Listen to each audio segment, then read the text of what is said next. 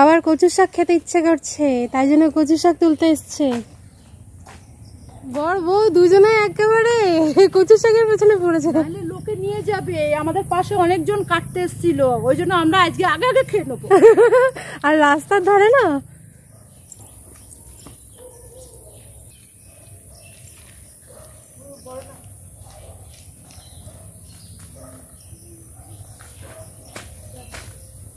ওই যে আরেকজন চললো। বাঘা লেজ দিয়ে তোমাকে ধরছে, দেখো। এই যে কচু শাক কাটা হয়ে গেল কতগুলো। এখন আমি ভালো করে পরিষ্কার করে ধুয়ে নিই, তারপরে কাটা দেখাচ্ছি। রোদ্দুরটা চোখে লাগছে। আজকে ওয়েদারটা এত সুন্দর, ভীষণ ভালো। কচুর শাকগুলো ধুয়ে নিচ্ছে মা ভালো করে।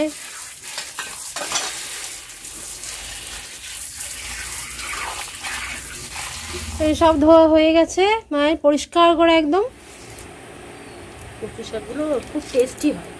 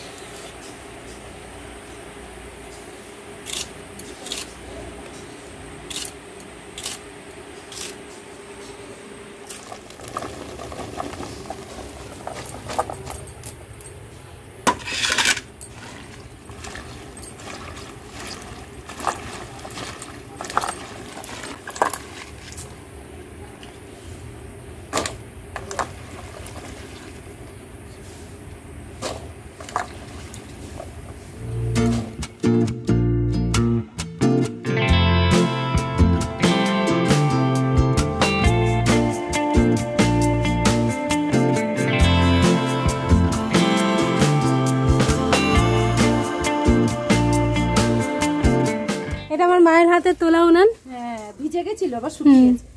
এই যে এত বৃষ্টি হচ্ছে কদিন ধরে। হ্যাঁ, পুরো ভিজে গেছে। মা অল্প একটু জল দিয়ে দিয়েছি, ছোলাগুলো দিয়ে দেব। সকালবেলা ছোলাগুলো ভিজিয়ে রেখেছিল মা। হ্যাঁ, এর মধ্যে কচু শাকটাও দিয়ে দেব।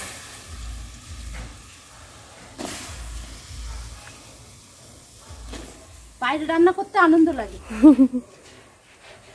কিন্তু আজকে বাইরে রোদ্দুর আছে। এর মধ্যে একটু হলুদ দেবো, এর মধ্যে একটু লবণ দেবো, কমে যাবে আবার দেবো। এবার ঢাকা দেবো।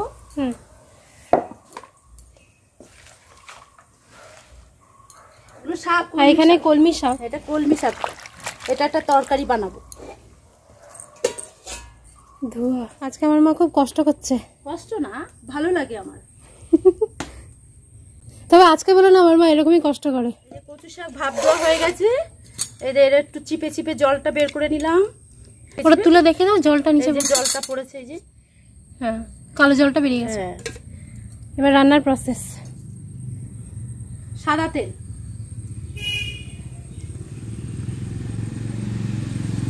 এতগুলো কচুর শাক দেখলাম কিন্তু একদম অল্প একটু হয়ে গেছে। এই যে শুকনো লঙ্কা আর তেজপাতা 3টে আর একটু 1 চামচ সাদা জিরা দিয়ে দিলাম। রান্নাটা একদম নিরামিষে হবে। নিরামিষ, একদম সিম্পল রান্না। আদা একটু গ্রেট করা আর কাঁচা জিরা, কাঁচা লঙ্কা দিয়ে দিলাম। আচ্ছা, এই যে একটু নারকেল কোড়া,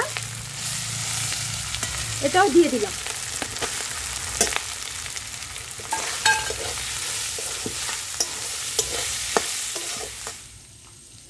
পরিমাণ মতো নুন। হ্যাঁ, আচ্ছা, চিনি 2 চামচ, এর মধ্যে 2 চামচ চিনি। আচ্ছা, পরিমাণ মতন হলুদ,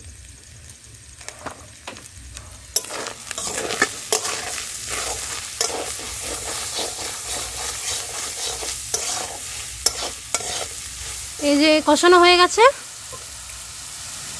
এর মধ্যে এই কচু শাকটা ঢেলে দেব।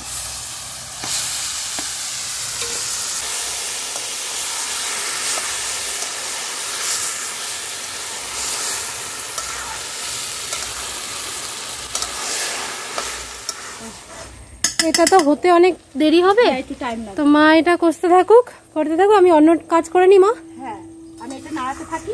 ঠিক আছে। কত দূর এগোলো? এই তো হয়ে গেছে বাবা। এবারে এই যে দেখো কি সুন্দর হয়ে গেছে, কমে গেছে। হ্যাঁ কমে গেছে, একটুখানি হয়ে গেল। এরপরে এই যে এই লেবুটা দিয়ে দেবো, আমাদের বাড়ির গাছের লেবু। হ্যাঁ একটু লেবু দিয়ে দেবো,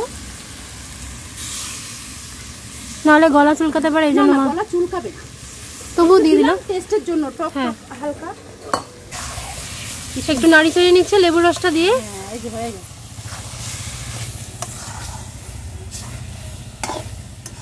অনেকক্ষণ ধরে কষিয়ে নিয়েছে। এই যে কচু শাকের ফাইনাল লুক, দেখো কি সুন্দর হয়েছে, খেতে এত টেস্টি হয়েছে, ভীষণ ভালো হয়েছে। এরকম ভাবে বাড়িতে বানিয়ে খাও, ভীষণ ভালো হয়। আর একদম নিরামিষ পদ্ধতিতে, নিরামিষ দিনে তোমরা করতে পারো। এবার মা করবে হচ্ছে এই কলমি শাক, এই সবজি দিয়ে একটা তরকারি করবে। কড়াইতে তেল দিয়ে 5 ফোড়ন দিয়ে দিল। নরমাল রান্না, এই আমার বাড়ির হাতের মার এক কৌটো বড়ি ছিল, আমাদের খেতে খেতে এইটুকুনি এসে দাঁড়িয়েছে। বড়ি দিয়ে দিলাম। আমার এই বড়ি ভাজা, একদম কড়কড়া বড়ি ভাজা খেতে খুব ভালো লাগে। আগে আমি খেতাম না বড়ি, কিন্তু পরে শিখে গেছি। একদম অর্গানিক বড়ি, একদম মায়ের হাতে হেভি সুন্দর মা বড়ি দেয়। যখন বড়ি দেবে তখন তোমাদের সাথে শেয়ার করবো আমার মা কিভাবে বড়ি দেয়। আমার মার সব ট্যালেন্ট আছে। এর মধ্যে সবজিগুলো দিয়ে দিই।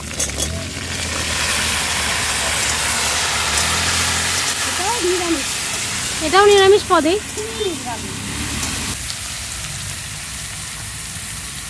একটু চিনি, একটু হলুদ, একটু নাড়াচাড়া করে তারপরে এই সবজিগুলো এই যে কলমি শাকটা এরকম বড় বড় করে কাটা রয়েছে, কারণ আমরা তো অনেক সময় কি হয় ভাজা খাই। হ্যাঁ, তো এটা এই পাঁচমিশালি একটা সবজি, এটা অসাধারণ লাগে খেতে নিরামিষ পদ্ধতি।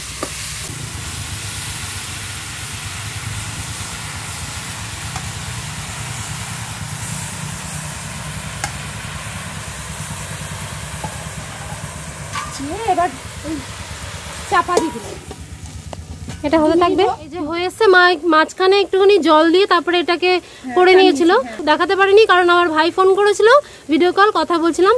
এবার শেষের মুহূর্তে একটুখানি গুঁড়ো মশলা, গরম মশলা দিয়ে দেবো। আচ্ছা, ধনে জিরে গরম মশলা যেটা বলা, এটা একটু ঘি দিলে ভালো হতো, কিন্তু আমার কাছে এখন নেই, শেষ হয়ে গেছে।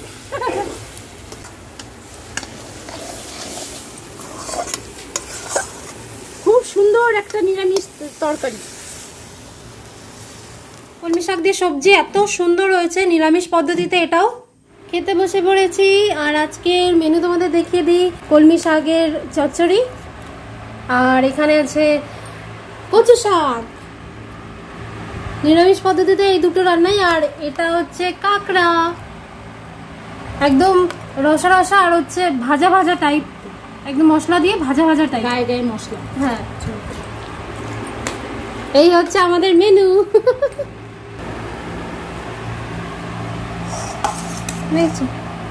একদম মাখা মাখা, শুকনো শুকনো, রেস্টুরেন্ট স্টাইলের। হ্যাঁ, খুব সুন্দর হয়েছে খেতে, খুব সুন্দর, দারুণ হয়েছে। আমি খেয়েছি। কচু শাকটা একটু খেয়ে দেখি। সেই স্বাদ হয়েছে। ফাটাফাটি হয়েছে, হেভি টেস্ট হয়েছে।